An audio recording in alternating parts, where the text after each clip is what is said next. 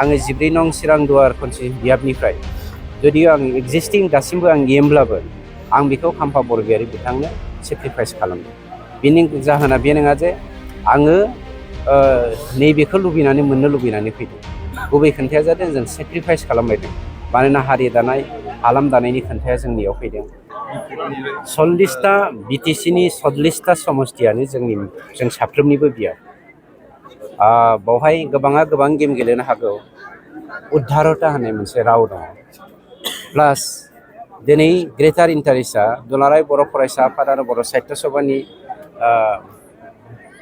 आमब्रेलानि सिङाव बर' हारिनि खौसेथिनि बाथ्राखौ लानानै जोंनि UPPL दोलोआ जेब्लायबो खौसेथिनि खामानिखौ मावगासिनो दङ। जेसेबां मानि जोंनियाव सिनियर बर' दैदेनगिरिफोर राजखान्थिगिरिफ्रा UPPL दोलोआव जयेन जादों, बिथांमोनखौ मान होनायजों लोगोसे जोङो बिथांमोनखौ सिगांनि सारियाव दोननानै जोङो जेब्लायबो हारिखौ दैदेनलांनो नागिरो। जायनि जाहोनाव आङो 14 नं चिरां दुवार खनसि बियाबनिफ्राय जुदि आं एक्जिस्टिं दासिमबो आं गेमब्लाबो आं बेखौ खाम्फा बरगयारी बिथांनो सेक्रिफाइस खालामदों। बिनि जाहोना बे नङा जे आङो नैबेखौ लुबैनानै मोननो लुबैनानै फैदों। गुबै खोन्थाया जादों जों सेक्रिफाइस खालामबायदों। मानोना हारि दानाय हालाम दानायनि खोन्थाया जोंनियाव फैदों।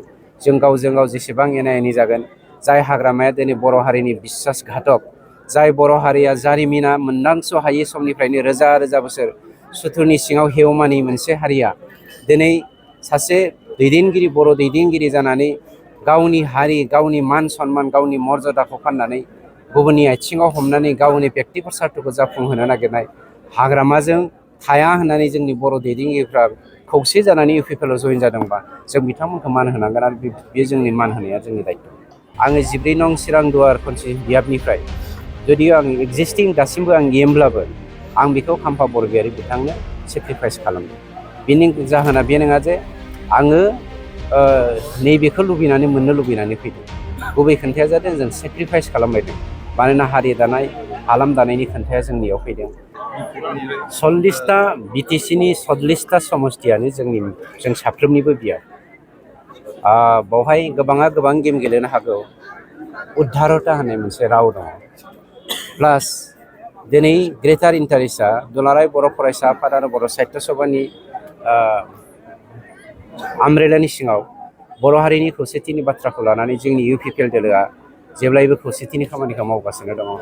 जेसेबां मानि जोंनियाव सिनियर बर' दैदेनगिरिफोर राजखान्थिगिरिफ्रा UPPL दोलोआव जयेन जादों, बिथांमोनखौ मान होनायजों लोगोसे जोङो बिथांमोनखौ सिगांनि सारियाव दोननानै जोङो जेब्लायबो हारिखौ दैदेनलांनो नागिरो।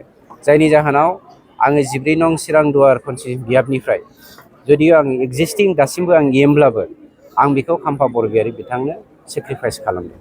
बिनि जाहोना बे नङा जे आङो नैबेखौ लुबैनानै मोननो लुबैनानै फैदों।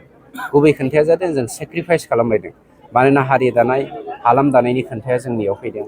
जों गावजों गाव जेसेबां एना एनि जागोन, जाय हाग्रामाया दिनै बर' हारिनि बिश्वासघातक, जाय बर' हारिया जारिमिना मोनदांस' हायै समनिफ्रायनो रोजा रोजा बोसोर सुथुरनि सिङाव हेवमानि मोनसे हारिया दिनै सासे बर' दैदेनगिरि जानानै गावनि हारि, गावनि मान सन्मान, गावनि मर्यादाखौ फाननानै गुबुननि आथिङाव हमनानै गावनि बेक्तिगत स्वार्थखौ जाफुंहोनो नागिरनाय हाग्रामाजों थाया होननानै जोंनि बर' दैदेनगिरिफ्रा खौसे जानानै UPPLआव जयेन जादोंबा जों बिथांमोनखौ मान होनांगोन आरो बे जोंनि मान होनाया जोंनि दायित्व।